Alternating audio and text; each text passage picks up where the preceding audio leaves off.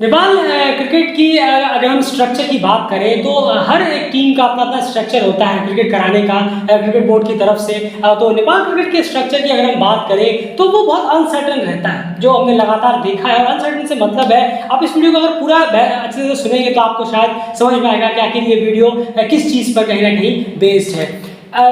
जो नेपाल का जो क्रिकेट स्ट्रक्चर है उसको अगर देखें तो पिछले 1.5-2 सालों में भी हमने इतना देखा है अभी तक, उसके हिसाब से वो स्ट्रक्चर पूरी तरह से एक उस टीम का नहीं लगता जो टीम ओडीआई स्टेटस वाली टीम है, या फिर वो टीम जिसे आगे जाकर कुछ इंप्रूव करना है, बेहतर करना है, जो ऑलरेडी अपना काफ़ी वक्त इसी प्रोसेस में गंवा चुकी है। क्योंकि नेपाल ऐसी टीम है कि कल ही आई थी क्रिकेट में और अभी तो आई है और अभी आगे बढ़ेंगे नहीं। बहुत साल टीम को हो गए, बहुत वक्त टीम को हो गया। 2014 में T20 वर्ल्ड कप खेला था, ओडीआई में तो परफॉर्मेंस और ज़्यादा खराब होती जा रही है। ओडीआई स्टेटस 2018 के आसपास उन्हें मिला, तो काफ़ी वक्त क्रिकेट में हो गया है, लेकिन इस प्रोसेस में वो प्रोसेस ही अभी तक चल रहा है, कुछ इंप्रूवमेंट हो नहीं रही है। इसमें एक सबसे बड़ा रीज़न का जो क्रिकेट स्ट्रक्चर जो बनाया गया है कैन की तरफ से, जो भी मैनेजमेंट है जो बनाया है, उस पर भी कहीं ना कहीं खामियां अपने आप में एक उजागर जरूर करता है।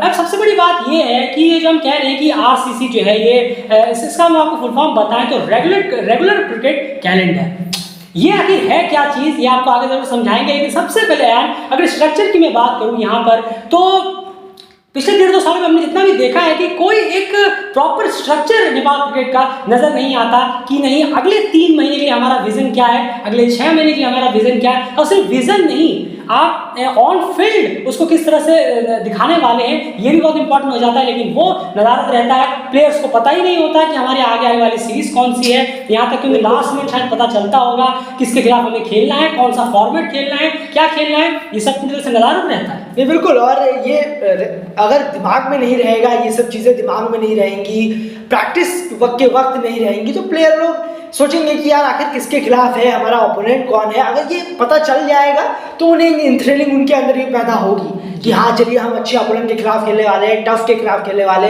तैयारी ऐसी करनी है, वैसी करनी है, कैसी करनी है। ये सब तब पता चलता है ना जब ओपोनेंट का थोड़े पहले पता चल जाए। जैसे हम अमूमन देखते हैं, आप अगर हम बात करें बड़ी बड़ी टीमों की तरफ देख सकते हैं, उन पर एक एग्जाम्पल के तौर पर तो ले ही सकते हैं ना।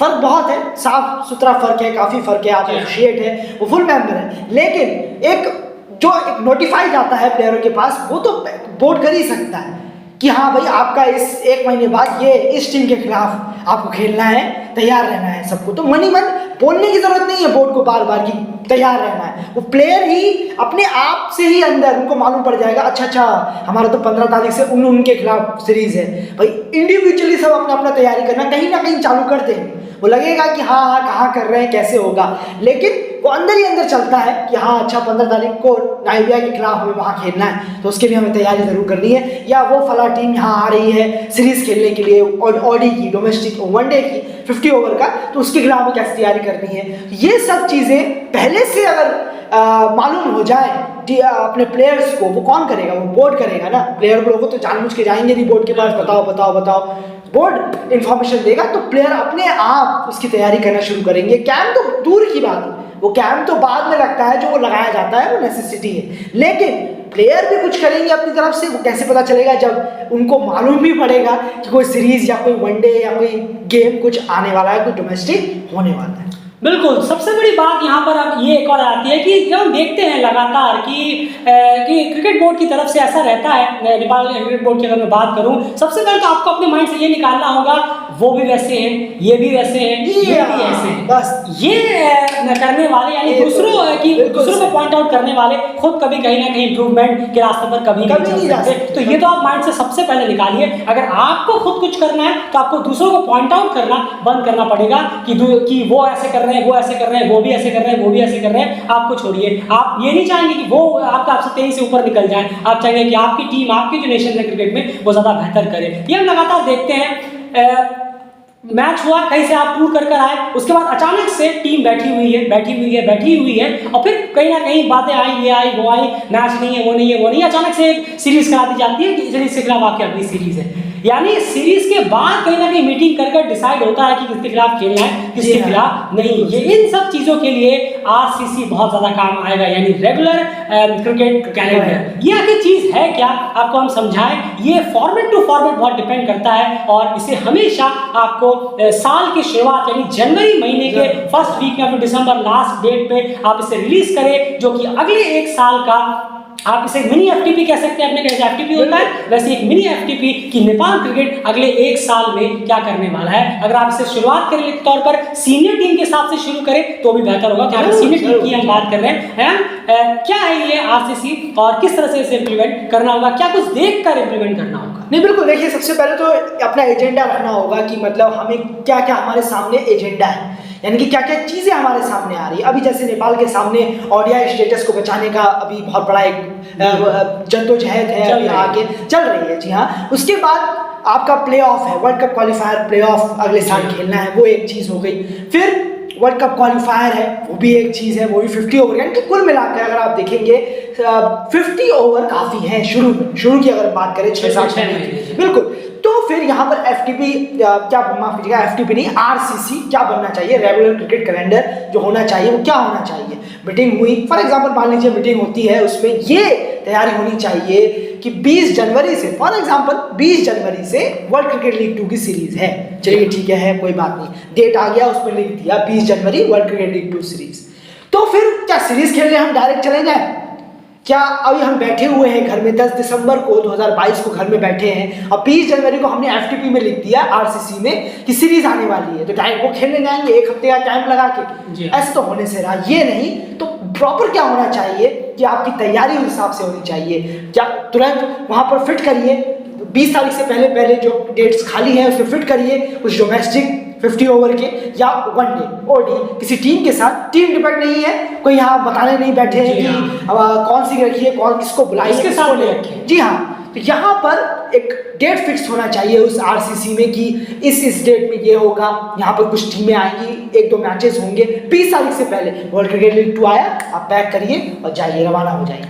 बिल्कुल, ये चीज इस एफटीपी में दौरे दर दौरे होने चाहिए, ये पहला कदम है। बाकी आप बिल्कुल, क्योंकि सबसे बड़ी बात ये है कि आपको लगातार ये सब चीजें पहले से ही करके रखनी है। अगर आप लास्ट मोमेंट पे कोई सीरीज किसी के साथ करते हैं या फिर प्लेयर को पता ही नहीं होता, ये चीजें बहुत ज्यादा खराब हो जाती हैं। लास्ट में एक समर कैंप लगा, 1-2 मैचेस कहीं जाकर खेल लिए किसी टीम के खिलाफ और सीधे मैदान में उतर गए। ये टीम ने पिछले साल पूरा करके देखा, इस साल 2022 में ये लगातार हुआ, लेकिन रिजल्ट आपके सामने है। पहले से भी ज्यादा हालत खराब है क्रिकेट वर्ल्ड कप लीग 2 में विनिंग परसेंटेज की अगर हम बात करें तो यहाँ पर एक चीज और जरूर आ जाती है। अभी आरसीसी कैसे आगे बढ़ाया जाए, मान लीजिए आपके लिए मार्च अप्रैल में प्ले ऑफ्स होने वाले हैं, तो आपको ये मेक श्योर करना है कि हर महीने कम से कम 15 दिन जो प्लेयर्स हैं वो क्रिकेट जरूर खेले। 15 दिन मिनिमम 15 दिन क्रिकेट जरूर खेले। 20-20, 25-25 दिन का गैप हो, उसके बाद एक समर कैंप लगे वो चले जाए, ये ना हो। और अब तो महीनों महीने यहाँ पर जैसे 5 सितंबर से मैच शुरू हुआ था और अभी तक पता नहीं कि अगले साल भी यही कब हुआ था। पिछले साल भी तो पिछला तो और लंबा हुआ गैप था। तो कहीं ना कहीं एक क्रिकेट स्ट्रक्चर बेहतर करने की जरूरत। आपके पास जो भी क्रिकेट स्ट्रक्चर है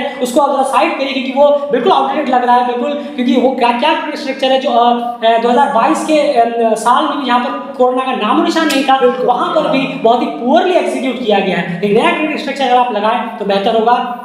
हर अभी आपका वनडे है सबसे बड़ी प्रायोरिटी, तो आप 50 ओवर्स के गेम्स को बीच बीच में आरसीसी कैलेंडर में लगाएं। हर एक वर्ल्ड क्रिकेट लीग 2 की सीरीज से पहले प्लेऑफ से पहले, अगर आप वर्ल्ड कप क्वालिफायर पहुंचते हैं तो उससे पहले उस एफटीटी में वनडे की सीरीज आप पहले से लगा के रखें। आप कम से कम लोगों को ये पता हो कि नहीं, हमें जनवरी से लेकर जून तक हर महीने 15 दिन का क्रिकेट जरूर खेलना है। कौन सी ओपोनेंट है वो हमें सिर्फ क्रिकेट वर्ल्ड कप लीग 2 का ही पता है, बाकियों का नहीं पता, लेकिन हमें इतना पता है कि हमें क्रिकेट जरूर खेलना है। वो कॉन्फिडेंट रहेंगे और उसकी तैयारी वो लगातार करते रहेंगे। ये बात हो गई जून वर्ल्ड कप क्वालिफायर तक की। अब मान लीजिए आप वर्ल्ड कप क्वालिफायर में नहीं पहुंच पाए, एग्जांपल के तौर पे आप नहीं पहुंच पाए या वर्ल्ड कप क्वालिफायर में आप पहुंच भी गए, तो आपको उन दोनों वेज के लिए खुद को तैयार रखना होगा। उस आरसीसी कैलेंडर में आपको सबसे पहले ये रखना होगा कि अगर हम पहुंचे तो हमारे शेड्यूल्स क्या होंगे आगे के लिए, नहीं पहुंचे तो भी हमारे शेड्यूल्स क्या होंगे आगे के लिए। बैकअप प्लान, रिप्लेसमेंट हमेशा मौजूद होना चाहिए। अभी अपने एग्जांपल के तौर पे कह लेते हैं, मान लीजिए team ODI world cup qualifier में नहीं पहुंची, जो जिम्बाब्वे में होना नहीं पहुंची, तो उसके बाद आपका क्या प्रायोरिटी है? उसके बाद आपके पास यही रह जाएगा कि अब ओडीआई का काम हो गया, ओडीआई स्टेटस टॉप 5 में रह रहा था, अगर आपने बचा लिया तो बच गया, तो ओडीआई का काम हो गया। अब हमें नेक्स्ट टारगेट करना है T20 वर्ल्ड कप की तरफ। क्योंकि उसके बाद आपका T20 का सारा गेम आ जाएगा। तो एंड जुलाई के बाद अगर वर्ल्ड कप क्वालिफायर में नहीं पहुंचते हैं तो जुलाई से लेकर दिसंबर तक का जो एक पूरा साल कंप्लीट हो जाएगा, उसका फिर शेड्यूल आरसीसी में कैसा होना चाहिए? नहीं बिल्कुल, देखिए वो तो जब मीटिंग हो ऐसा, ये तो बहुत ज़्यादा एक फ्यूचर प्लान हो जाता है, बहुत ज़्यादा सच में कैन को देखकर ये हाइपोथेटिकल क्वेश्चन ही लगता है, जो हम इशू लगता है, जो हम इस चीज़ को उठा रहे हैं यहाँ पे। तो सबको लगेगा कि ये बहुत ज़्यादा ख्याली पलाव है जिस तरीके से आप बातें कर रहे हैं, लेकिन भाई लगे तो लगे, नामीबिया और युगांडा ने करके दिखाया है और आप कहीं बैठे रहे, बिल्कुल करके दिखाया, उनका कैलेंडर बना हुआ है। लेकिन चलिए हम यहाँ बात करें तो अगस्त जुलाई के बाद T20 वर्ल्ड कप है, तो उसके हिसाब से आपकी तैयारियां शुरू हो जानी चाहिए, उसके हिसाब से कैलेंडर बनने चाहिए, उसके हिसाब से डोमेस्टिक को तैयार करना चाहिए तुरंत। ये सब चीज़ें तभी होगी जब मीटिंग एक बार होगी, बस साल वो मीटिंग एक ही बार होगी जब कैलेंडर को लेके बैठेंगे। 10 बार मीटिंग नहीं होगी, 10 बार होगी तो कचरा ही होगा, इधर हटाओ, उससे हटाओ, ये हटाओ। और हाँ, मेक श्योर करिएगा कि अगर IPL चालू हो जाता है तो वो इस फेस में जरूर हो। जी हाँ, जुलाई के बाद बहुत फायदा देगा, बहुत अच्छा फायदा देगा ये आपके आने वाले वर्ल्ड कप प्रिपरेशन के लिए। तकरीबन अगर 25 दिन का अगर ये IPL हो तो बहुत फायदा होगा इससे। उसके बाद शिफ्ट करिए तुरंत अपना फोकस, तुरंत फोकस चेंज करना होगा और आपको करना ही होगा। अगर आपको पहुंचना है तो, नहीं पहुंचना है तो कोई बात नहीं, बैठे रहिए, कोई दिक्कत नहीं है, वो आपके ऊपर है, प्लेयर्स के ऊपर है, जो करना है प्लेयर्स के ऊपर नहीं, बोर्ड के ऊपर बहुत है। सीरीज रखवानी होगी वहाँ पर, टीमें कोई मैटर नहीं करता है, सीरीज जरूर रखवानी है। लेकिन हाँ, एक चीज़ ज़रूर ध्यान रखना है कि आने वाले 2024 के लिए अगर हम कर जाते हैं रीजनल्स के लिए, रीजनल से पहले तैयारी खूब करनी होगी, सीरीज मैचेस, क्योंकि T20 में आप ज़्यादा से ज़्यादा खेले मैचेस करवाए। T20 थोड़ा रखवाना आजकल के दौर में आसान हो गया है, वनडे और इसके मुकाबले T20 ज़्यादा खेलना पसंद करती हैं टीमें, वो जल्दी मान जाती हैं। तो इसके लिए क्रिकेट T20 के मोड में एकदम आ जाना चाहिए जुलाई के बाद, फटाफट IPL होना चाहिए। उसके बाद आपकी सीरीजेस, कोई टीमों को बुलाकर, कोई ट्राई सीरीज, कोई दौरा, इस तरीके से पूरा एकदम फोकस, भूल ही जाना है कि 6 महीने में हमने कुछ ऑलरेडी भी खेला। बिल्कुल, तो कहीं ना कहीं ये सब चीज देखिए कि आपका अगला जो टारगेट होगा वो T20 2024 में होना है। उसके लिए आपको एशिया रीजनल फाइनल्स खेलने हैं, उसके बाद शायद एशियन गेम्स भी इनको जाना है सितंबर वगैरह में अगले साल। सोचिए तैयारी कितनी चाहिए। यही है कि ये सब चीजें आपको आरसीसी में कहीं ना कहीं बनाकर रखनी होगी, और ये बहुत इंपॉर्टेंट हो जाता है कि आप प्लेयर्स के सामने वो चीज प्रेजेंट करें, कोच के सामने चीज प्रेजेंट करें कि कोच और प्लेयर को पता हो कि अगले 3-4 महीने में हमारे सामने कौन सा क्रिकेट और कितना क्रिकेट हमें खेलना है। टीम और कोच को यही नहीं पता होता कि उन्हें अगले 15 दिन बाद कौन सी सीरीज खेलनी है, कि कौन सा क्रिकेट खेलना है, क्रिकेट खेलना भी है कि नहीं खेलना है, ये अपने आप में हैरान करता है। इस स्ट्रक्चर के साथ यकीन मानिए कि ये टीम कहीं भी आगे नहीं बढ़ पाएगी, जहां है राउंड एंड राउंड वहीं पर आकर ठहर जाएगी, क्योंकि पिछला लंबा प्रोसेस टीम का चल रहा है, वो घूम फिर के वापस से वहीं पर आकर अटक जाती है, लेकिन आगे बढ़ने का जो नाम है वो टीम ले नहीं रही है। 2018 में ओडीआई स्टेटस मिलने के बाद 2022 में अब उसे बचाने को लेकर संकट आना, ये अपने आप में डिसअपॉइंटमेंट जरूर है। डोमेस्टिक्स को कहीं ना कहीं उड़ा देना, 50 ओवर के रेगुलरिटी ना रखना, तो ये सब चीजें बहुत जरूरत है। तो इसीलिए आप इस कैलेंडर को अप्रूव कराएं, एक नया स्ट्रक्चर बनाने की सोचें, और हर साल जनवरी की शुरुआत में आप इस आरसीसी कैलेंडर को रिलीज करें, और कम से कम प्लेयर्स को ये पता हो कि इस साल हमें minimum 15 days per month cricket जरूर खेलना है। वो कैसे होगा, कैसे बनेगा, वो आपके मैनेजमेंट और थिंक टैंक पे डिपेंड करता है, लेकिन हर महीने मिनिमम 15 डेज क्रिकेट खेलना है,